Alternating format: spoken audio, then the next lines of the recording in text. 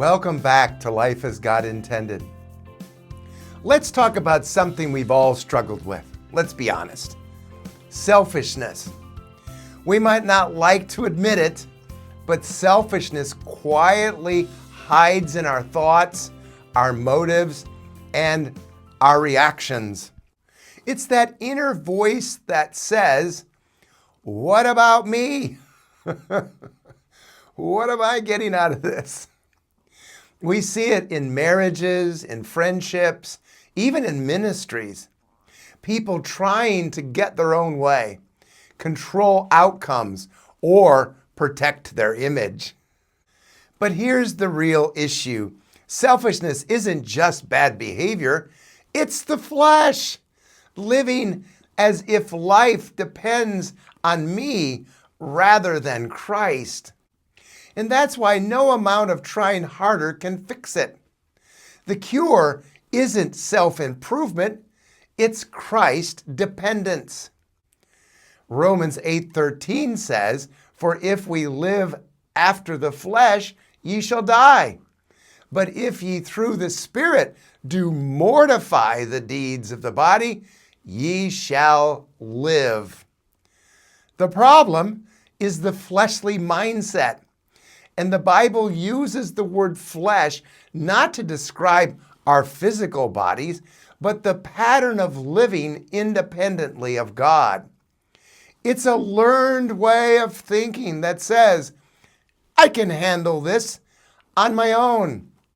The flesh shows up in countless ways. In control, insisting others meet our expectations. In fear, protecting ourselves from rejection. And in pride, needing to be right or seen as strong. These patterns destroy relationships and rob us of peace because they operate apart from our true source, Jesus Christ. The good news is, the flesh is not who you are. It's how you behave when you forgot who you are. The truth? Christ is our life, not self-effort. When Christ lives in you, He doesn't just forgive your sins, He becomes your source of life.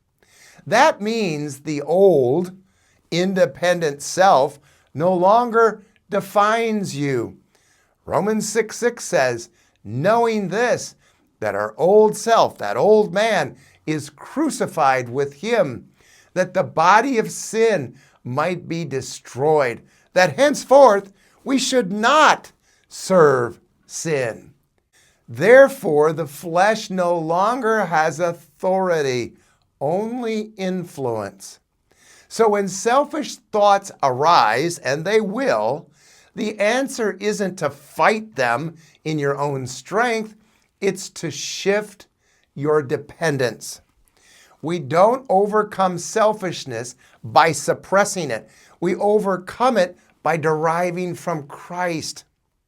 Selfishness says, "I'll do it my way." Faith says, "Christ, live your life through me."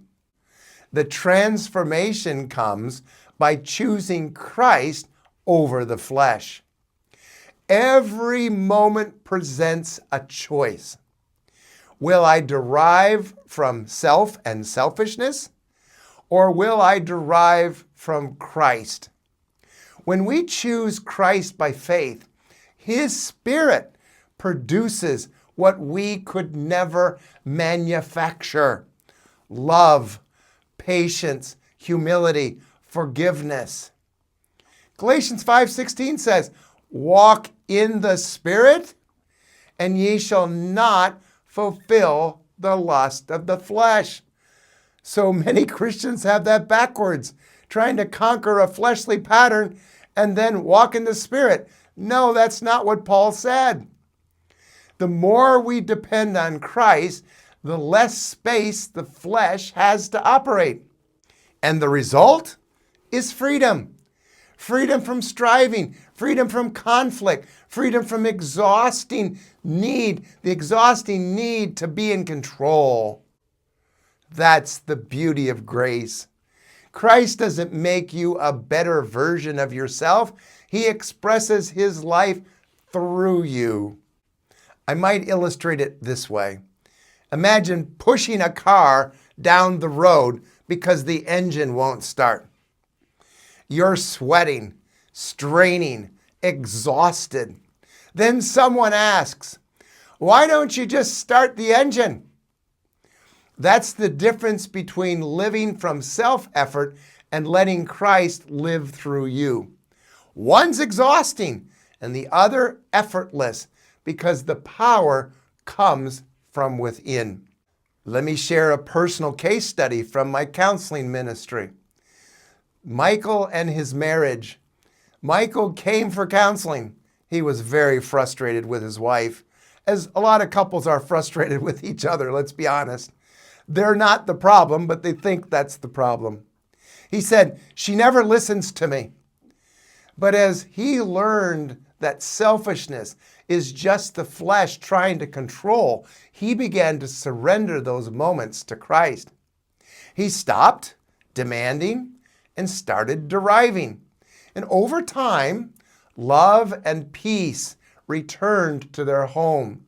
Not because he fixed himself, but because Christ expressed himself through him. Let's make this personal. Take a moment and ask yourself, where does selfishness show up most in my life? In control, fear, or pride? When I feel frustrated, whose life am I living from? Mine? The independent self that doesn't exist? Or Christ's? Don't condemn yourself as you allow the Spirit to do this inner revelation. Simply recognize it and reorient yourself to what He's doing. Say, "Lord Jesus, I choose you as my source right now, not this competing voice that I've been listening to."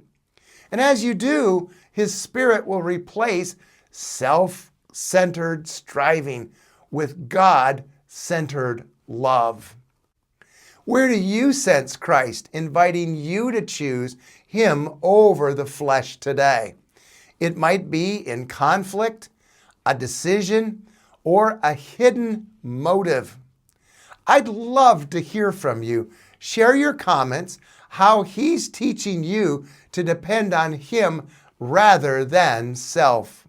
And by the way, this episode is drawn from chapter 8 of Free to Be in Christ in my 3-volume workbook series in volume 1, and it helps to identify flesh patterns, and it gives practical faith dependence in real-life relationship examples.